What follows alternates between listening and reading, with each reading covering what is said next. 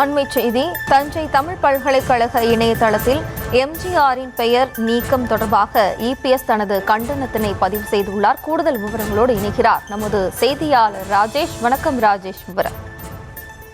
வணக்கம். அதிமுக பொதுச் செயலாளர் எடப்பாடி பழனிசாமி கண்டன அறிக்கை ஒன்றை வெளியிட்டிருக்கிறார்.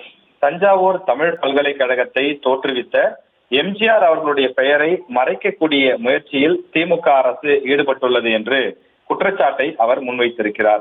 தொடர்ந்து எம்ஜிஆர் அவர்கள் மறைந்தாலும் கூட பல மக்களும் அவரை நேசித்துக் கொண்டிருக்கிறார்கள் என்றும், கடந்த 53 ஆண்டுகளுக்கு முன்பு திமுகவினருக்கு எம்ஜிஆர் மீது ஏற்பட்ட வெறுப்புணர்வு இன்று வரை மறையவில்லை என்றும் இபிஎஸ் தன்னுடைய அறிக்கையிலே தெரிவித்திருக்கிறார். எம்ஜிஆர் முதலமைச்சராக இருந்தபோது 1981ஆம் ஆண்டு தமிழுக்கென்று தஞ்சையில் தமிழ் பல்கலைக்கழகம் நிறுவப்பட்டதெனவும், அந்த பல்கலைக்கழகம் இன்று வரை பல தமிழ் அறிஞர்களை உருவாக்கி பெரும் பேறு பெற்று வருகிறது எனவும் அவர் குறிப்பிட்டிருக்கிறார்.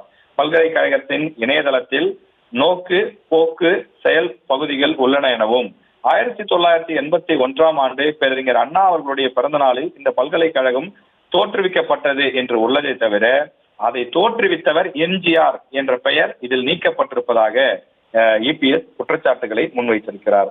மேலும் அந்த இணையதளத்தில் உள்ள புகைப்படம் நீக்கப்பட்டதற்கான காரணம் என்ன என்றும் அவர் கேள்வி எழுப்பியிருக்கிறார். தமிழை மட்டுமே வைத்து பிழைப்பு நடத்தி வந்த திமுக தொடர்ந்து இது போன்ற செயல்களில் ஈடுபடுவது ஏற்றுக்கொள்ள முடியாத ஒன்று என்றும் அவர் குறிப்பிட்டிருக்கிறார். வாழ்நாளெல்லாம் தமிழக மக்களின் நலனுக்காகவே உழைத்து தான் பாடுபட்டு சேர்த்த செல்வங்களை எல்லாம் மக்களுக்காக விட்டு சென்ற எம்ஜிஆருக்கு இது போன்ற செயல் செய்வது ஏற்றுக்கொள்ளத்தக்கது அல்ல என்றும் அவர் குறிப்பிட்டிருக்கிறார்.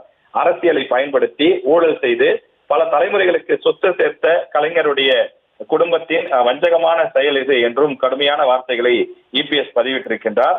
இது போன்ற வன்மத்தை கைவிட்டுவிட்டு தஞ்சை தமிழ் பல்கலைக்கழக இணையதளத்தில் புரட்சி தலைவர் எம்ஜிஆருடைய புகைப்படங்கள் இடம்பெற வேண்டும் என்று தொடர்ந்து முதலமைச்சரை வலியுறுத்தி கேட்டுக் கொள்வதாக அவர் குறிப்பிட்டிருக்கிறார்.